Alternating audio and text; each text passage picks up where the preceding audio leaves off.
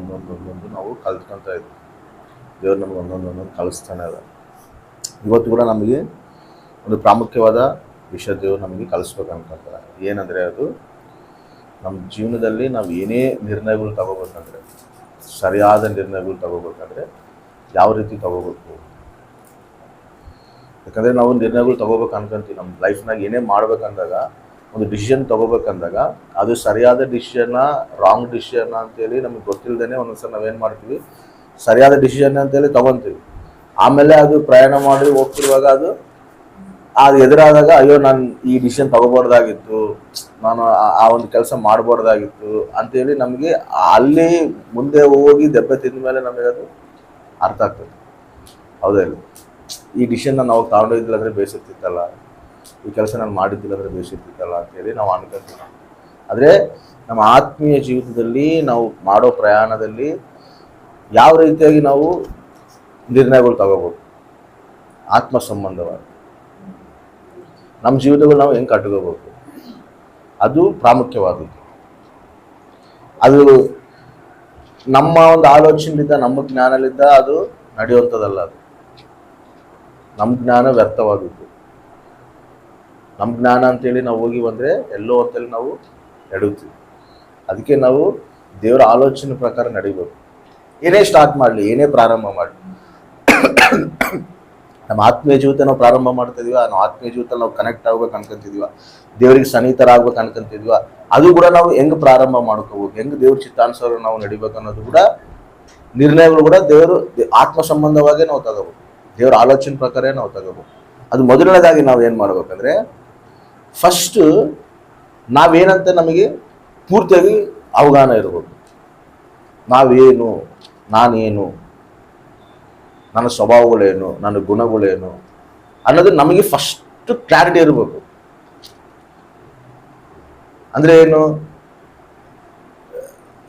ಇವಾಗ ನನ್ನಲ್ಲಿ ಏನು ಒಳ್ಳೇದದವ, ಏನು ಕೆಟ್ಟದದವ ಅನ್ನೋದು ಕೂಡ ನಮಗೆ ಕ್ಲಾರಿಟಿ ಇರಬೇಕು. ಅದು ಇಲ್ದಂಗ ನಾವು ಏನೇ ಡಿಸಿಷನ್ ತಗೊಳಕ್ ಹೋಗಿ ಅಂದ್ರೂ ಕೂಡ ಅದು ಫಲಿಸೋದಿಲ್ಲ. ಫಸ್ಟ್ ನಾವೇನಂತ ನಮಗೊಂದು ಕ್ಲಾರಿಟಿ ಇರಬೇಕು.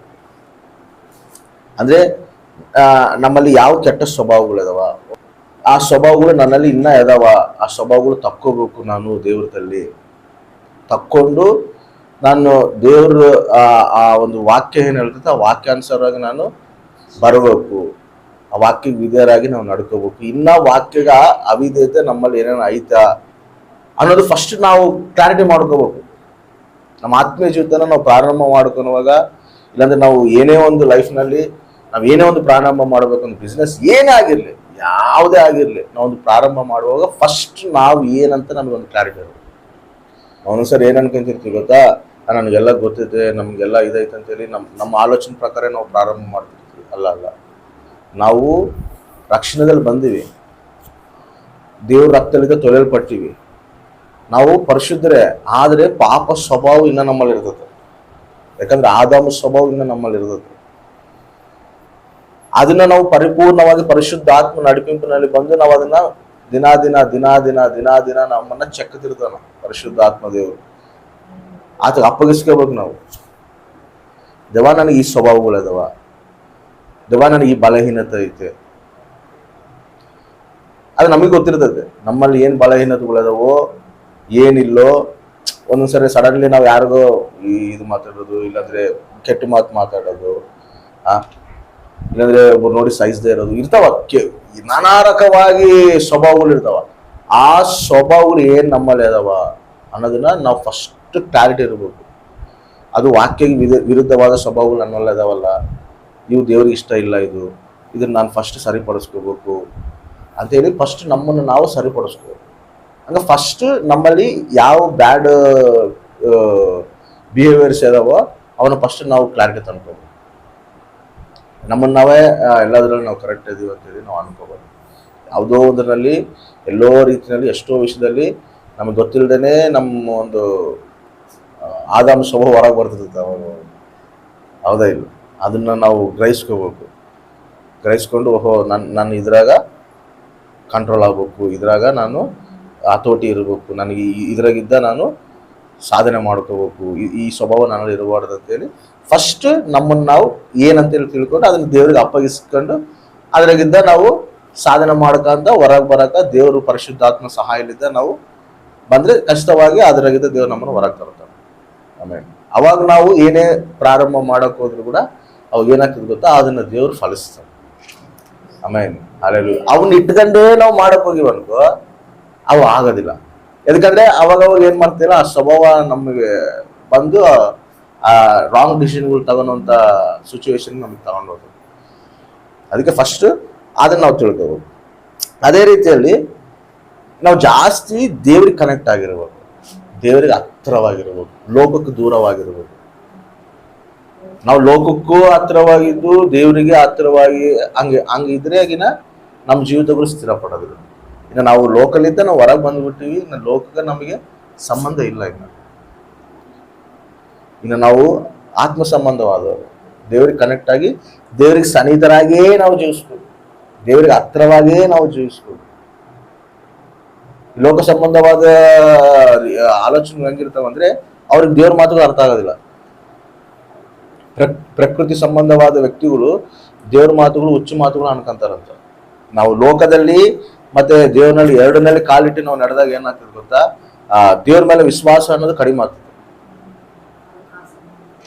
ಎದಕ್ಕಂದ್ರೆ ಲೋಕ ಸಂಬಂಧವಾದ ವ್ಯಕ್ತಿಗಳು ಏನ್ ಮಾಡ್ತಾರೆ ಗೊತ್ತಾ, ದೇವ್ರ ಮೇಲೆ ಡಿಪೆಂಡ್ ಆಗಿರ್ದಂಗೆ ಎಲ್ಲ ದೇವ್ರಂದ್ರೆ ಹೆಂಗ್ ನಡೀತೈತೆ, ದೇವ್ರಂದ್ರೆ ಎಲ್ಲ ಹೆಂಗ್ ಮಾಡ್ತಾನ, ಈ ಒಂದು ಸ್ವಭಾವಗಳು ಪ್ರಭಾವಗಳು ನಮ್ಮ ಮೇಲೆ ಬೀಳ್ತಾವ. ಮತ್ತು ಲೋಕ ಸ್ನೇಹ ಇದ್ದಾಗ ಅವಾಗ ನಾವು ದೇವ್ರ ಮೇಲೆ ಜಾಸ್ತಿ ಡಿಪೆಂಡ್ ಆಗಕ್ ಆಗೋದಿಲ್ಲ.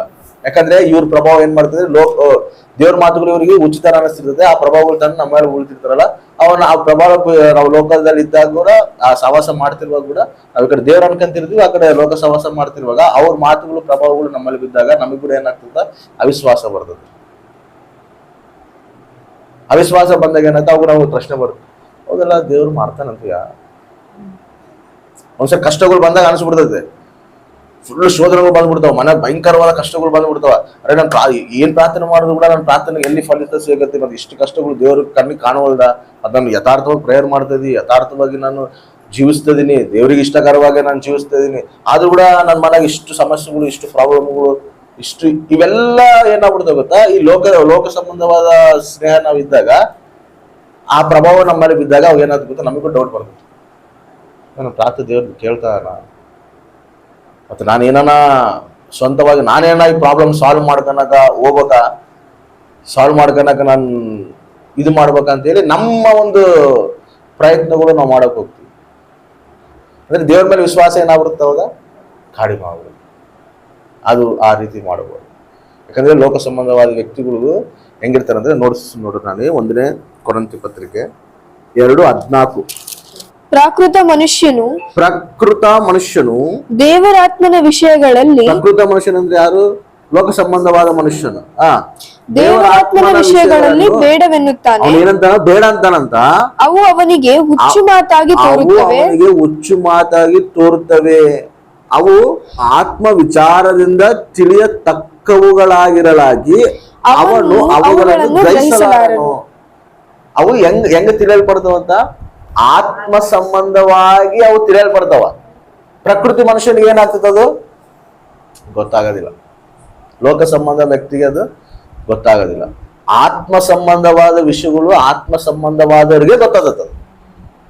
ಆಮೇಲೆ ಅದಕ್ಕೆ ಪ್ರಕೃತಿ ಸಂಬಂಧವಾದ ಲೋಕ ಸಂಬಂಧವಾದ ಆ ಲೋಕದಲ್ಲಿ ನಾವು ಇದ್ದು ಈ ಕಡೆ ಆತ್ಮೀಯ ಜೀವಿತದಲ್ಲಿಗೂ ನಾವು ಎರಡು ದೋಣಿ ಮೇಲೆ ಕಾಣಿಟ್ಟಿವಿ ಅಂದ್ರೆ ಅದು ಮುಣುಗುಡ್ತೀವಿ. ಆ ರೀತಿ ಇರುವಂತವ್ರಾಗಿರ್ಬಾರ್ದು. ಅದಕ್ಕೆ ಮುಂದೆ ಒಂದು ಮಾತು ಹೇಳ್ತಾನೆ ನೋಡಿ, ಏನಂದ್ರೆ ದೇವರ ಆತ್ಮನಿಂದ ನಡೆಸಿಕೊಳ್ಳುವವನು ಎಲ್ಲವನ್ನು ವಿಚಾರಿಸಿ ತಿಳಿದುಕೊಳ್ಳುತ್ತಾನೆ, ಆದರೆ ಏನಂತ ಆತ್ಮ ಸಂಬಂಧವಾದ ವ್ಯಕ್ತಿ ಎಲ್ಲವನ್ನು ವಿವೇಚಿಸಿ ತಿಳ್ಕೊಂತಾನ. ಆಮೇಲೆ ಹಲ್ಲೆಲೂಯಾ. ಅದಕ್ಕೆ ನಾವು ಆತ್ಮ ಸಂಬಂಧವಾಗಿನೇ ದೇವರಿಗೆ ಸನ್ನಿಹಿತರಾಗಿ ದೇವರಿಗೆ ಹತ್ತಿರವಾಗಿ ನಾವು ಜೀವಿಸ್ತಿರುವಾಗ ಎಲ್ಲವೂ ಆತ್ಮ ನಮಗೆ ತಿಳಿಸ್ತಾನ.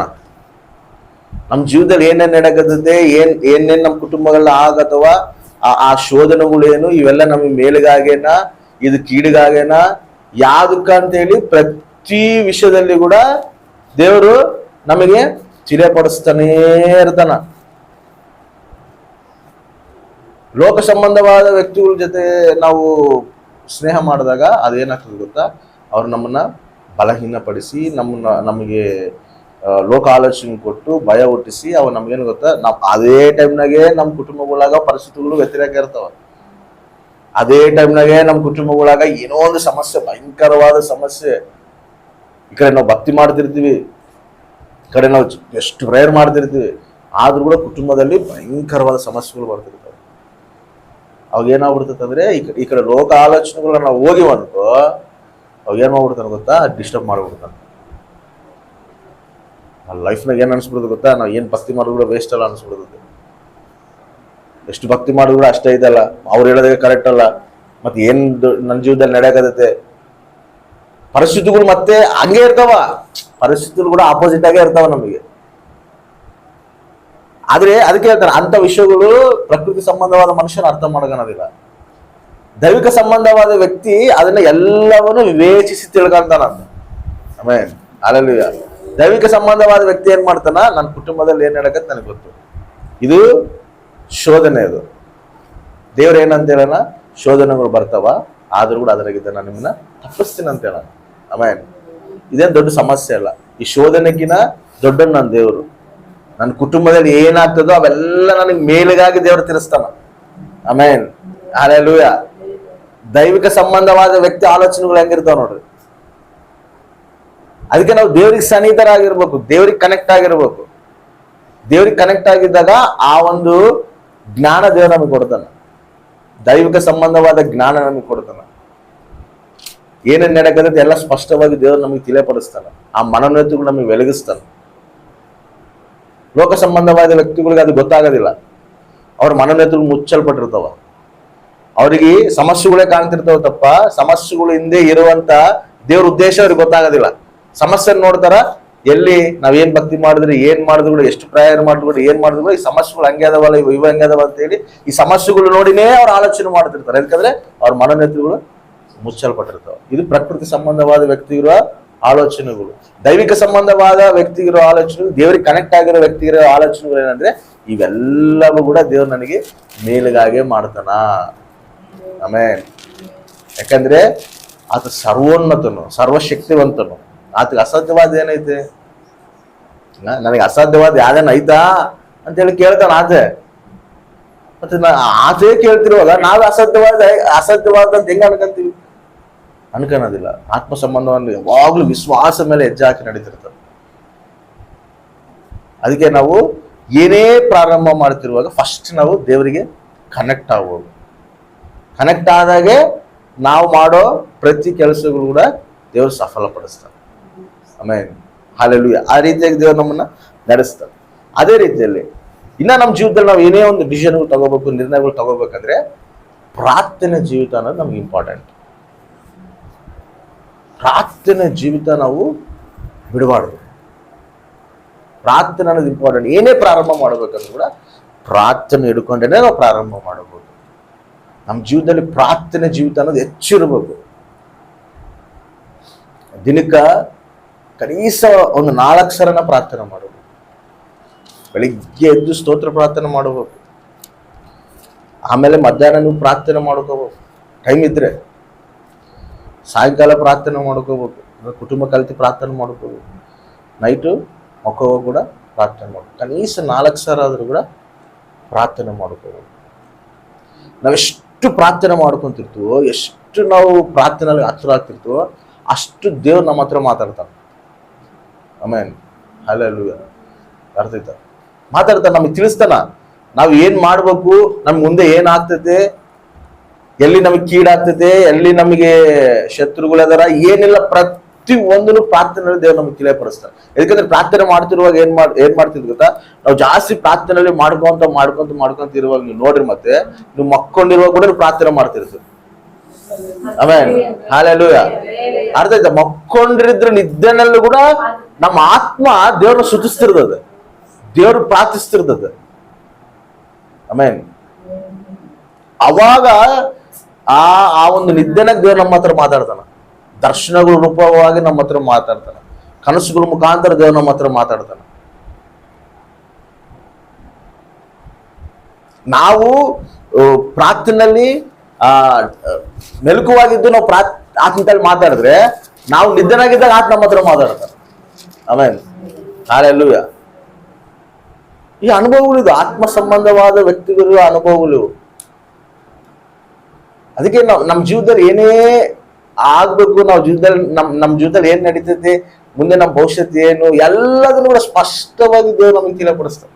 ಮುಂದೆ ಏನೇನು ಅಪಾಯ ಆಗ್ತೈತೆ ಅಂದ್ರೂ ಕೂಡ ಅವಾಗ ಮುಂದೆನೆ ತಿಳಿಯಪಡಿಸ್ತಾರೆ. ಇದೈತ್ ಹಿಂಗೆ ಆಗ್ತೈತೆ ನೋಡಪ್ಪ, ಇಲ್ಲಿ ಸರಿಪಡಿಸ್ಕೊ, ಹಿಂಗೆ ಇದು ಮಾಡ್ಕೊ, ಈ ರೀತಿ ಅದ ನೋಡು, ಈ ರೀತಿ ಇರು, ನೀನು ನಿನ್ನ ಜೀವನದಲ್ಲಿ ನಿನ್ಗೆ ಹಿಂಗೆ ಮಾಡ್ಕೊ, ಈ ರೀತಿ ಮಾಡ್ಕೊ ಅಂತೇಳಿ ಸ್ಪಷ್ಟವಾಗಿ ದೇವ್ರು ತಿಳಿಸ್ತಾರೆ. ಅವಾಗ ಏನಾಗ್ತೈತೆ ಹೇಳಿ ನಮಗೆ, ಅವ್ನು ಭಯ ಆಗೋದಿಲ್ಲ. ಯಾಕಂದ್ರೆ ದೇವ್ರು ಆಲ್ರೆಡಿ ನಮಗೆ ತಿಳಿಸಲ್ಲ. ಧೈರ್ಯ ಇರ್ತದೆ, ಅದರೊಂದಿಗೆ ಪ್ರಯಾಣ ಹಂಗಿರ್ತದೆ. ಆ ರೀತಿ ನಡೆಯುವಂಥವ್ರು ಆಗಿರ್ಬೇಕು. ನಾವು ಪ್ರಾರ್ಥನೆ ಜೀವಿತನ ಜಾಸ್ತಿ ನಾವು ಮಾಡ್ಕೋಬೇಕು, ಬಿಟ್ಕೋಬಾರ್ದು ಪ್ರಾರ್ಥನೆನ. ಇವಾಗ ಮಾಡಿನ ಬಿಡು, ಆಮೇಲೆ ಸಾಯಂಕಾಲ ಮಾಡಿದ್ರೆ ಇವತ್ತು ಮಾಡಿನ ಹೇಳು, ನಾಳೆ ಮಾಡೋಣ ಬಿಡು. ಯಾಕಂದ್ರೆ ಅಪವಾದ ಏನ್ ಮಾಡ್ತಾನಂದ್ರೆ ಪ್ರಾರ್ಥನೆ ಡಿಸ್ಟರ್ಬ್ ಮಾಡ್ತಾನೆ. ಅವನೇ ನಮ್ಮಲ್ಲಿ ಹುಡ್ಸೋದು ಆ ಮನಸ್ಸಿನಾಗ. ಬೆಳಿಗ್ಗೆ ಪ್ರಾರ್ಥನೆ ಮಾಡಿರಲ್ಲ, ಕೇಳಿರ್ತಾನೆ ಬಿಡು, ದೇವ್ರು ಏನ್ ಕೇಳ್ದಂಗೆ ಇರ್ತಾನ, ಇವಾಗ ಬಿಡು ಮಾಡುವಾಗ ಸುಸ್ತಾಗಿ ಅಲ್ಲ. ಅವಾಗೇ ಟೈರ್ಡ್ನೆಸ್ ಅನಿಸ್ತದೆ ನಮ್ಗೆ. ಪ್ರಯರ್ ಕುತ್ಕೋಬೇಕನ್ನೋ ಟೈಮ್ನಾಗ ಮೈಯೆಲ್ಲ ನೋವು ಬರ್ತಾವ, ಸುಸ್ತು ಬರ್ತಾವ, ಬೆನ್ನೆಲ್ಲ ನೋವ್ತಿರ್ತೈತೆ, ಹೊಸ ನಿದ್ದೆ ಬಂದು ಬಿಡ್ತೈತೆ. ನಾವ್ ಅನ್ಕೊಂತೀವಿ ಬೇಸ್ ಪ್ರೇಯರ್ ಮಾಡ್ಬೇಕು ಅನ್ಕೊಂತಿರ್ತೀವಿ, ಸ್ವಲ್ಪ ಮಕ್ಕಳನ್ನ ಅನ್ಕೊಂಡು ಮಕ್ಕಳ ಸಿಂಗ್ ಹಂಗ ಉಳಿದೋಗ್ಬಿಡ್ತೀವಿ. ದಾಡಿ ಇದು. ಅದಕ್ಕೆ ಸ್ವಾಮಿ ಏನಂತ ಗೊತ್ತಾ, ನೀವು ಮೆಲುಕುಗಲಿಗಿದ್ದು ಪ್ರಾರ್ಥನೆ ಮಾಡ್ರಿ, ಮೆಲುಕುವಾಗಿರ್ಬೇಕು. ಪೂರ್ಣ ಶಕ್ತಿಲಿದ್ದ, ಪೂರ್ಣ ಬಲಲಿದ್ದ, ಪೂರ್ಣ ಆತ್ಮಲಿದ್ದ ನೀನು ನನ್ನನ್ನು ಆರಾಧಿಸು ಅನ್ಕೋಬೇಕು. ಅದೇ ನೀವು ಸ್ವಲ್ಪ ಅವನು ಸುಸ್ತಾಗ್ತಿರ್ತದಲ್ಲ, ನೀನು 5 ನಿಮಿಷ ಸುಮ್ಮನೆ ಹೋಗಿ ಮೊಣಕಾಲೂರು, ಮತ್ತೆ ಗಂಟೆ ಪ್ರಾರ್ಥನೆ ಮಾಡ್ತೀನಿ. ಆಮೇಲೆ ಹಲ್ಲೆಲೂಯಾ. ನೀನು ಹೋಗಿ ಅದೇ ಸುಸ್ತಿನಲ್ಲೇ ಹೋಗಿ ನೀನು ಸುಮ್ಮನೆ ಮೊಣಕಾಲೂರಿ ಸ್ತುತಿ ಹೇಳ್ಕಾಂತಿರು. ನೀನ್ ಗೊತ್ತಿಲ್ದಂಗೆ ನೀನ್ ಗಂಟೆ ಪ್ರಾರ್ಥನೆ ಮಾಡಿ ಅವ್ರು ನೋಡಿದಾರೆ, ನಾನು ಇಷ್ಟು ಸುಸ್ತಿತ್ತಲ್ಲ, 1 ಗಂಟೆ ಪ್ರಾರ್ಥನೆ. ಆತ್ಮ ಅವಾಗ ನಮ್ಮನ್ನು ವಶಪಡಿಸ್ಕೊಂಡ್ಬಿಡ್ತಾನೆ. ಆಮೇಲೆ ಹಲ್ಲೆಲೂಯಾ. ಪ್ರಾರ್ಥನಾ ಅನುಭವದಲ್ಲಿ ನಾವು ನಡಿಬೇಕು, ಪ್ರಾರ್ಥನೆ ನಾವು ಬಿಡಬಾರ್ದು. ನಮ್ಮ ಜೀವನದಲ್ಲಿ ಏನೇ ಮಾಡ್ಬೇಕಂದ್ರೂ ಕೂಡ ಪ್ರಾರ್ಥನೆ ಇಟ್ಕೊಂಡೇ ನಾವು ಮುಂದೆ ಹೋಗ್ಬೇಕು. ಆಮೇಲೆ ಹಲ್ಲೆಲೂಯಾ. ಅದೇ ರೀತಿಯಲ್ಲಿ ನೆಕ್ಸ್ಟ್, ಯಾಕಂದ್ರೆ ಈ ಲೆವೆಲ್ನಾಗ ನಾವು ಇದ್ರೇನೆ ಆ ದರ್ಶನಗಳು ನಾವು ನೋಡ್ತೀವಿ. ಅರ್ಥ, ಪ್ರಾರ್ಥನೆ ಅನುಭವ ಇಲ್ಲಾಂದ್ರೆಗಿನ ಆ ದೇವರು ನಮ್ಮ ತಲೆ ಮಾತಾಡೋದು ಅನುಭವ ನಮಗೆ ಬರೋದಿಲ್ಲ. ನಾವು ಆತನಲ್ಲಿ ಮಾತಾಡೋದು ಆತ ನಮ್ಮ ಹತ್ರ ಮಾತಾಡ್ತಾನ, ಇದು ಗ್ರಹಿಸ್ಕೋಬೇಕು. ನಾವೇ ಆತಲ್ಲಿ ಮಾತಾಡಿಲ್ಲ ಅಂದ್ರೆ ಆತ ನಮ್ಮ ಹತ್ರ ಹೆಂಗೆ ಮಾತಾಡ್ತಾನ? ಹೌದೇ, ನೀನ್ ತಟ್ರಿ ನಾನು ತೆರಿತೀನಿ. ನಾವೇ ತಟ್ಟಿಲ್ಲ ಅಂದ್ರೆ ಆತ ಹೆಂಗೆ ತೆರಿತಾನ? ಫಸ್ಟ್ ಈ ಲೆವೆಲ್ಗೆ ಬರ್ಬೇಕು. ಪ್ರಾರ್ಥನೆ ಲೆವೆಲ್ಗೆ ನಾವು ಬಂದ್ರೆ ಆತ ದರ್ಶನಗಳು, ನಮ್ಮ ಜೀವನದಲ್ಲಿರೋ ಉದ್ದೇಶ, ಆತನ ಪ್ರಣಾಳಿಕ, ನಮ್ಮ ಮಕ್ಕಳ ಮೇಲಿರೋ ಪ್ರಣಾಳಿಕೆಗಳು ಎಲ್ಲ ದೇವ್ರು ನಮ್ಗೆ ತಿಳಿಯಪಡಿಸ್ತಾನೆ. ಎದಕ್ಕಂದ್ರೆ ಅಬ್ರಾಮ ಕೂಡ ಏನಂತ ಹೇಳ್ತಾನೆ ಗೊತ್ತಾ, ಸೊದೋಮ ಗುಮರ ಪಟ್ಟಣ ನಾಶನ ಮಾಡ್ಬೇಕನ್ನೋ ಸಮಯದಲ್ಲಿ ನನ್ನ ಸ್ನೇಹಿತನಾದ ಅಬ್ರಾಮ್ಗೆ ಈ ವಿಷಯ ನಾನು ತಿಳಿಸಿಲ್ಲ ಅಂದ್ರೆ ಹೆಂಗ ಅಂತ ಹೇಳ್ತಾನ. ನಾಶನ ಮಾಡೋದು ಆತ ನಾಶನ ಮಾಡ್ಬೋದಲ್ಲ, ನಾನು ಅಬ್ರಾಮ್ಗೆ ತಿಳಿಸ್ಬೇಕು ಇದನ್ನ. ನನ್ನ ಸ್ನೇಹಿತನು ನಾನು ಮಾಡೋ ಕೆಲಸ ಅಬ್ರಾಮ್ಗೆ ಹೇಳ್ಬೇಕಂತಾನ. ಅಂದ್ರೆ ಆತಕ್ಕೆ ಸನ್ನಿಹಿತರಾಗಿರೋರಿಗೆ ಆತ ಹೇಳಿದಂಗೆ ಏನು ಮಾಡೋದಿಲ್ಲ. ಆಮೇಲೆ ಹಲ್ಲೆಲೂಯಾ. ಅದು ನಮಗೆ ತಿಳಿಸ್ತಾನ. ಅದು ಕೀಡು ಏನನ್ನ ಆಗ್ಬೇಕಂತ ನಮ್ಮ ಕುಟುಂಬದಲ್ಲಿ ಆಗ್ತಿರುವಾಗ ಅವಾಗ ಫಸ್ಟ್ಗೆ ತಿಳಿಸ್ತಾನ, ಇದು ಆಕತ್ತೋಡು ಪ್ರಾರ್ಥನೆ ಮಾಡು, ನಾನು ತಪ್ಪಿಸ್ತೀನಿ. ಅವ ನಮಗೆ ಗೊತ್ತಾದಾಗ ನಾವು ಪ್ರಾರ್ಥನೆ ಮಾಡಿದಾಗ ಅದರಾಗಿದ್ದ ದೇವ್ರು ನಮ್ಗೆ ತಪ್ಪಿಸ್ತಾನೆ. ಮುಂದೆನೆ ತಿಳಿಸ್ತಾನೆ, ನಮಗೆ ಬರೋ ಮೇಲುಗಳು ತಿಳಿಸ್ತಾನ, ಆಗೋ ಕೀಡುಗಳು ತಿಳಿಸ್ತಾನೆ. ಎಲ್ಲದನ್ನ ತಿಳಿಸಿ ನೀನು ಪ್ರಾರ್ಥನೆ ಮಾಡೋದ್ರಾಗಿದ್ದು ನಾನು ತಪ್ಪಿಸ್ತೀನಿ. ಅದಕ್ಕೆ ಅದು ಅಬ್ರಾಮ್ಗೆ ಹೇಳಿದಾಗ ಏನ್ ಮಾಡ್ತಾನೆ, ಅಬ್ರಾಮ್ ಸೊದೋಮ ಗೊಮೋರ ಪಟ್ಟಣ ನಾಶನ ಮಾಡ್ತೀನಪ್ಪ ಅಂದ್ರೆ ಅಲ್ಲಿ ಯಾರು ಇರ್ತಾರ? ಲೋತ್ ಇರ್ತಾನ. ಅಬ್ರಾಮ್ ಏನ್ ಮಾಡ್ತಾನ? 50 ಜನ ಇದ್ರೆ ನೀನ್ ಕಾಪಾಡ್ತೀಯಾ, 40 ಜನ ಇದ್ರೆ ಕಾಪಾಡ್ತೀಯಾ, 30 ಜನ ವಾದ ಮಾಡ್ತೇನೆ ದೇವ್ರದಾಗ. ಅಬ್ರಾಮ್ಗೆ ಏನಂತ ಹೇಳು, ಸರೇ ನೀನ್ ಹೇಳ್ದಂಗ ನಾನು ಲಾಸ್ಟಿಗೆ 10 ಜನ ಇದ್ರು, ಒಬ್ಬನಿದ್ರೆ ನಾನು ಕಾಪಾಡ್ತೀನಿ ಅಂತ ಹೇಳ್ತಾನೆ. ಆ ಲೋತ್ ನಿದ್ರೆ ಅಬ್ರಾಮ್ ನೋಡಿ ಲೋತನ ದೇವ್ರು ಕಾಪಾಡ. ಹಂಗ ಪ್ರಾರ್ಥನಾ ಅನುಭವ ಅನ್ನೋದು ಅಷ್ಟು ಇಂಪಾರ್ಟೆಂಟ್. ನಾವು ಪ್ರಾರ್ಥನೆಯಲ್ಲಿ ಮಾತಾಡಿದಾಗ ಆತನ ಮಾತ್ರ ಮಾತಾಡ್ತೀವಿ, ಆ ಅನುಭವಗಳು. ನೆಕ್ಸ್ಟ್ ವಾಕ್ಯ ಜಾಸ್ತಿ ಧ್ಯಾನ ಮಾಡಬೇಕು, ವಾಕ್ಯ ಜಾಸ್ತಿ ಧ್ಯಾನ ಮಾಡಬೇಕು. ಪ್ರಾರ್ಥನೆ ಒಂದೇ ಅಲ್ಲ, ವಾಕ್ಯ ಕೂಡ ನಮ್ಮಲ್ಲಿ ಇರಬೇಕು. ಯಾಕಂದ್ರೆ ನಾವು ಆತ್ಮೀಯ ಜೀವಿತದಲ್ಲಿ ಉನ್ನತ ಸ್ಥಾನಕ್ಕೆ ಬರಬೇಕು, ಆತ್ಮೀಯ ಜೀವಿತದಲ್ಲಿ ಬೇಸ್ ಬೆಳಿಬೇಕಂದ್ರೆ ಪ್ರಾರ್ಥನೆ ವಾಕ್ಯ 2 ರೆಕ್ಕೆ ಇದ್ದಂಗ. ಒಂದೇ ರೆಕ್ಕೆಲಿದ್ದ ನಾವು ಆರೋಕ್ಕಾಗೋದಿಲ್ಲ, 2 ರೆಕ್ಕೆ ಇದಿರ್ಬೇಕು. ಈ ಕಡೆ ಪ್ರಾರ್ಥನೆ ಇರಬೇಕು, ಈ ಕಡೆ ವಾಕ್ಯ ಇರಬೇಕು. 2 ಇದ್ದಾಗನೇ ನಾವು ಆತ್ಮೀಯ ಜೀವಿತದಲ್ಲಿ ಉನ್ನತ ಸ್ಥಾನಕ್ಕೆ ಬರ್ತೀವಿ, ಏರ್ತೀವಿ, ಮ್ಯಾಲೆ ಎಕ್ಕಿಸ್ತಾನ ದೇವ್ರು ನಮ್ಗೆ. ಒಂದೇ ರೆಕ್ಕದಲ್ಲಿ ಎಷ್ಟಂತ ನೀನು ಎಗಿರ್ತೀವಿ, ಪ್ರಾರ್ಥನೆ ಇಟ್ಕೊಂಡು ಎಷ್ಟಂತ ನೀನು ಬಲ ಪಡ್ತೀವಿ. ವಾಕ್ಯ ಕೂಡ ಇರಬೇಕು. ಈ ವಾಕ್ಯ ಪ್ರಾರ್ಥನೆ 2 ಸಮಾನವಾಗಿದ್ದಾಗ ನಾವು ಆರ್ತೀವಿ ಮೇಲೆ. ಆತ್ಮೀಯ ಜೀವಿತ ಕೂಡ ಹಂಗೆ ನಾವು ಬೆಳಿತೀವಿ. ಆಮೇಲೆ ಆ ರೀತಿ ವಾಕ್ಯ ಧ್ಯಾನ ಮಾಡ್ಬೋದು. ದಿನ ಒಂದು 4 ಅಧ್ಯಾಯನ ಧ್ಯಾನ ಮಾಡೋದು. ದೇವರೇ ಕಲಿಸ್ತಾನ, ಅರ್ಥ ಆಗೋದಿಲ್ಲ, ಆದರೆ ಓದ್ತಾ ಓದ್ತಾ ಓದ್ತಾ ಓದ್ತಾ ಪರಿಶುದ್ಧ ಆತ್ಮ ದೇವರೇ ನಮಗೆ ತಿಳಿಯಪಡಿಸ್ತಾನೆ. ಓದಕ್ಕೆ ಬಂದಿಲ್ಲ, ಇವಾಗ ಮೊಬೈಲ್ಸ್ ಅದಾವ, ರೆಕಾರ್ಡಿಂಗ್, ಆಡಿಯೋ ರೆಕಾರ್ಡಿಂಗ್ ಬೈಬಲ್ಗಳು ಅದಾವ, ಒತ್ತರೆ ಅದೇ ಅವರೇ ವಾಕ್ಯ ಹೇಳ್ತಾರ. ನಾವು ಸುಮ್ಮನೆ ಬೇಸ್ ವಾಕ್ಯ ಕೇಳ್ಕ ಅಂತಿರ್ಬೋದು. ಓದಕ್ಕೆ ಬಂದಿಲ್ಲ ಅಂದ್ರೆ ಇವಾಗ ನಾವು ಯಾವ್ದಾರ ಮತ್ತೆ ಸುವಾರ್ತೆ ಅಂತ ಓದ್ತೀವಿ ಅನ್ಕೋ, 1 ಅಧ್ಯಾಯ ಓದ್ತೀವಿ ಅನ್ಕೋ, 1 ಅಧ್ಯಾಯ ಎಲ್ಲ ಹೇಳ್ತದೆ. ಬೇಸ್ ಕೇಳ್ಕೊಂತಿಲ್ಲ ಇರ್ಬೋದು. ವಾಕ್ಯ ಧ್ಯಾನ ಮಾಡ್ಬೇಕು. ಎಲ್ಲಿ ಅದನ್ನ ಹೆಂಗ್ ವಾಕ್ಯ ಅಂದ್ರೆ ಸುಮ್ಮನೆ ಓದಲ್ಲ, ಅದನ್ನ ಧ್ಯಾನ ಮಾಡ್ಬೇಕು, ಅದನ್ನ ಪ್ರಾಕ್ಟೀಸ್ ಮಾಡ್ಬೇಕು. ನಾವೆಲ್ಲೇ ಇರಲಿ, ಎಲ್ಲೇ ಕುತ್ಕೊಂಡಿರ್ಲಿ, ಪ್ರಯಾಣ ಮಾಡ್ತಿರ್ಲಿ, ವಾಕ್ಯನ ಧ್ಯಾನ ಮಾಡ್ಬೇಕು. ಇವತ್ತು ನಾನು ಏನು ಧ್ಯಾನ ಮಾಡಿದ್ದೆ, ಇವತ್ತು ದೇವ್ರ ನನ್ನ ಹತ್ರ ಏನು ಮಾತಾಡಿದ, ಅದನ್ನ ಮೇಲೆ ಮೇಲೆ ಮೇಲೆ ಮೇಲೆ ಧ್ಯಾನ ಮಾಡ್ಕೊಂತಿರುವಾಗ ಆ ವಾಕ್ಯ ನಮ್ಮಲ್ಲಿ ಸ್ಥಿರಪಡುತ್ತೆ. ಆಮೇಲೆ ಅದು ನಮ್ಮ ಮನಸ್ಸಲ್ಲಿ ಸ್ಥಿರಪಡುತ್ತೆ. ಅದಕ್ಕೆ ದಾವೀದು ಕೀರ್ತನೆಯಲ್ಲಿ ಒಂದು ಮಾತು ಹೇಳ್ತಾರೆ. 1ನೇ ಕೀರ್ತನದಲ್ಲಿ ಏನಂತ ಹೇಳ್ತಾರೆ ನೋಡ್ರಿ, ದಿವಾರಾತ್ರಿಯೂ ನನ್ನ ವಾಕ್ಯ ಧ್ಯಾನ ಮಾಡುವನು ಧನ್ಯನು. 2 ಯೆಹೋವನ ಧರ್ಮಶಾಸ್ತ್ರದಲ್ಲಿ ಆನಂದ ಪಡುವವನಾಗಿ ಅದನ್ನೇ ಹಗಲಿರುಳು ಧ್ಯಾನಿಸುತ್ತಿರುವನು ಅವನು ಎಷ್ಟೋ ಧನ್ಯನು. ಆಮೆನ್. ಅವನು ಎಷ್ಟೋ ಧನ್ಯನನು. ಹಗಲಿರುಳು ದೇವರ ವಾಕ್ಯವನ್ನು ಧ್ಯಾನ ಮಾಡುವವನು ಎಷ್ಟೋ ಧನ್ಯನು. ನಾವು ವಾಕ್ಯ ಯಾವಾಗಲೂ ಧ್ಯಾನ ಮಾಡ್ತಿರ್ಬೇಕು, ವಾಕ್ಯನ ಮರಿಬಾರ್ದು. ಪ್ರಾರ್ಥನೆ ಒಂದೇ ಮಾಡ್ತಿದೀವಿ, ಪ್ರಾರ್ಥನೆ ಒಂದೇ ಐತೆ, ಓಕೆ, ಪ್ರಾರ್ಥನೆ ಇಂಪಾರ್ಟೆಂಟ್, ವಾಕ್ಯ ಕೂಡ ನಮಗೆ ಇಂಪಾರ್ಟೆಂಟ್. 2 ಇದ್ರೇನೆ ನಾವು ಆರೋದು, 2 ಇದ್ರೇನೆ ನಾವು ಆತ್ಮೀಯ ಜೀವಿತದಲ್ಲಿ ಬೆಳೆಯೋಕ್ಕಾಗೋದು. ವಾಕ್ಯ ಇಲ್ದಂಗ ಪ್ರಾರ್ಥನೆ ಒಂದೇ ಇದ್ರೆ ನಾವು ಬೆಳೆಯೋಕ್ಕಾಗೋದಿಲ್ಲ. ವಾಕ್ಯ ಇರಬೇಕು, ಪ್ರಾರ್ಥನೆ ಇರಬೇಕು, 2 ಸಮಾನವಾಗಿರಬೇಕು. ಇದ್ದಾಗೇ ನಾವು ಬೆಳಿತೀವಿ, ಇದ್ದಾಗೇ ನಾವು ಆಡ್ತೀವಿ ಆತ್ಮೀಯ ಜೀವಿತ. ಧನ್ಯನು. ವಾಕ್ಯ ಅಂದರೆ ಓದೋದ್ರೆ ಸುಮ್ಮನೆ ಓದೋದಲ್ಲ, ಕೇಳ್ತೀವಿ. ಎಷ್ಟೋ ವಾಕ್ಯಗಳು ಕೇಳ್ತೀವಿ, ಯಾರೋ ವಾಕ್ಯಗಳು ಕೇಳ್ತೀವಿ, ಸೇವಕರ ವಾಕ್ಯಗಳು ಕೇಳ್ತೀವಿ. ಕೇಳಿದಾಗ ಏನು ಮಾಡ್ತೀವಿ, ಸರಿ ಇಟ್ಕೊಂತೀವಿ, ಬೇಸ್ ಹೇಳೋಣ, ಸೂಪರ್ ಹೇಳೋಣ, ಅಷ್ಟೇ ಅಲ್ಲ, ಏನು ಹೇಳೋಣ, ಅದ್ರಾಗಿದ್ದು ನಾನು ಏನು ಕಲಿಬೇಕು, ಏನು ಕಲ್ತ್ಕೋಬೇಕು, ನನ್ನ ಜೀವನದಲ್ಲಿ ನಾನು ಏನು ಅಪ್ಲೈ ಮಾಡ್ಕೋಬೇಕು, ನಾನು ಆ ವಾಕ್ಯ ಅನುಸಾರವಾಗಿ ನಾನು ಜೀವಿಸ್ತದಿನ ಇಲ್ಲ ಅಂತೇಳಿ ನಮ್ಮನ್ನು ನಾವು ಪರೀಕ್ಷಿಸ್ಕೋಬೇಕು. ಹಂಗೆ ಧ್ಯಾನ ಮಾಡ್ಕೋಬೇಕು ನಮ್ಮ ವಾಕ್ಯನ. ಸುಮ್ಮನೆ ಕೇಳಿ ಬಿಟ್ರೆ ಅದರಿಂದ ಏನು ಪ್ರಯೋಜನ ಬರೋದಿಲ್ಲ, ನಾವು ಆತ್ಮೀಯ ಜೀವಿತದಲ್ಲಿ ಬೆಳೆಯೋದಿಲ್ಲ. ಯಾವಾಗಲೂ ಏನು ಮಾಡಬೇಕು, ನಾವು ಏನೇ ಡಿಸಿಷನ್ ತಗೋಬೇಕಂದ್ರೆ ಕೂಡ ಫಸ್ಟ್ ನಮ್ಮನ್ನು ನಾವು ಪರೀಕ್ಷಿಸ್ಕೋಬೇಕು. ನಾವೇನಂತೇಳಿ ಫಸ್ಟ್ ನಾವು ಪರೀಕ್ಷಿಸ್ಕೋಬೇಕು. ಆಮೇಲೆ ದೇವರಿಗೆ ಕನೆಕ್ಟ್ ಆಗ್ಬೇಕು, ಲೋಕಕ್ಕೆ ನಾವು ದೂರ ಆಗ್ಬೇಕು, ದೇವರಿಗೆ ನಾವು ಹತ್ರ ಆಗ್ಬೇಕು. ಆಮೇಲೆ ಏನು ಮಾಡಬೇಕು, ಪ್ರಾರ್ಥನೆಯಲ್ಲಿ ನಾವು ಸ್ಥಿರಪಡಬೇಕು. ಆಮೇಲೆ ವಾಕ್ಯನ ನಾವು ದಿವಾರಾತ್ರಿ ಧ್ಯಾನ ಮಾಡಬೇಕು. ಓದೋದಲ್ಲ, ಧ್ಯಾನ ಮಾಡಬೇಕು, ಪ್ರಾಕ್ಟೀಸ್ ಮಾಡಬೇಕು. ಏನು ಧ್ಯಾನ ಮಾಡಿದ್ವಿ ಹೊತ್ತು, ದೇವ್ರ ನನ್ನ ಹತ್ರ ಏನು ಮಾತಾಡಿದಾನ, ಏನಿಲ್ಲ. ವಾಕ್ಯ ನಾವು 1 ಅಧ್ಯಾಯ ಓದಿವಂದ್ರೆ 1 ಅಧ್ಯಾಯದಲ್ಲಿ ದೇವ್ರ ನನ್ನ ಹತ್ರ ಏನು ಮಾತಾಡ್ತಾನ, ಏನು ಹೇಳ್ಬೇಕು ಅನ್ಕೊಂಡನ, ಏನು ನನಗೆ ತಿಳಿಸ್ಬೇಕು ಅನ್ಕೊಂಡನ, ಏನು ನಾನು ಸರಿಪಡಿಸ್ಬೇಕು ಅನ್ಕೊಂಡನ, ನನ್ನ ಹೆಂಗೆ ತಿದ್ಬೇಕು ಅನ್ಕೊಂತಾನ. ಇವೆಲ್ಲದನ್ನ ನಾವು ಧ್ಯಾನ ಮಾಡಬೇಕು. ಧ್ಯಾನ ಮಾಡಿದಾಗೆ ದೇವ್ರು ನಮ್ಮ ಹತ್ರ ಏನು ಮಾತಾಡ್ತಾನ ಅಂತ ನನಗೆ ಗೊತ್ತಾಗುತ್ತೆ. ಸುಮ್ಮನೆ ನಾವು ಪೇಪರ್ ಓದ್ದಂಗೆ ನಾವು ವಾಕ್ಯಗಳು ಓದ್ಕೊಂಡು ಹೋಗಿವ್ ಅನ್ಕೋ ಅರ್ಥ ಆಗೋದಿಲ್ಲ.